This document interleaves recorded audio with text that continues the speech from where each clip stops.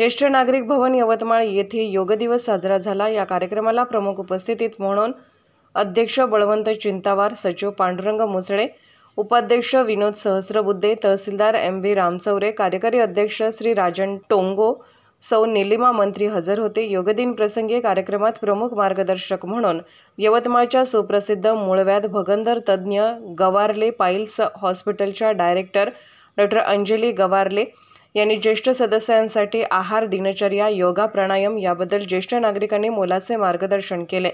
आजकाल फक्त ज्येष्ठांमध्येच नाही तर लहान वयापासून खाण्याच्या व बदलत्या सवयीमुळे आजार होत आहे। यावर योग पद्धती महत्त्वपूर्ण उपचार होऊ शकते। वेळेवर न खाण्याने, पॅकेट व फ्रोजन फूड अतिसेवनाने, तसेच व्यायामाचा अभाव, व्यस्त जीवनशैली इत्यादी अनेक कारणांमुळे कमी वयापासून तर ज्येष्ठांपर्यंत अगदी सर्वांनाच मलबद्धता, मूळव्याध, भगंदर इत्यादी आजार मोठ्या प्रमाणात होत आहेत। त्यासाठी व्यक्तिगत नियोजन, आहार व दिनचर्या, व्यायाम आदीबाबत डॉ. अंजली गवारले यांनी उपस्थितांना मार्गदर्शन केले। महिलांमध्ये अवेळी खाणे, व्यायामाचा अभाव यामुळे हार्मोन्स इम्बॅलन्स, थायरॉइड तसेच मासिक धर्मात अनियमितता इत्यादी अनेक आजार मोठ्या प्रमाणात होत आहेत।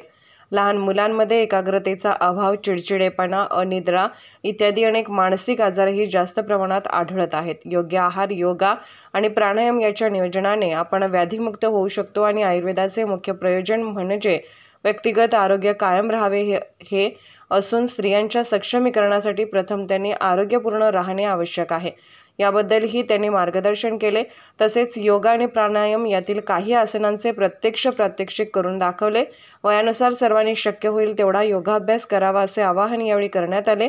यावेळी लिनेस क्लब यवतमाळच्या नीलिमा मंत्री, सौ शोभा पुनसे, लता गलाट, संगीता गायनार, माला पुणसे, वर्षा चौधरी, कुमुदिनी निंभोरकर, सौ रुक्मिणी रामचौरे, रजनी राय, संजय चौधरी, किरण राऊत, रेखा पांगोळ, आशा टोपलेवार, मंजिरी निंबुळकर आदी हजर होते।